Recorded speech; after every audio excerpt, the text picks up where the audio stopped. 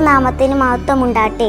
നോമ്പിൻ്റെ 32-ാം ദിവസമായ ഇന്നത്തെ ചിന്താവിഷയം മാനസാന്തരം. മാനസാന്തരം എന്ന പദത്തിൻ്റെ അർത്ഥം മനസ്സിൻ്റെ മാറ്റം എന്നാണ്. മാനസാന്തരം രക്ഷയുടെ ആദ്യ പടിയാണ്. മാനസാന്തരത്തിലൂടെ നാം സ്വർഗരാജ്യത്തിന് അവകാശിയായി തീരുന്നു.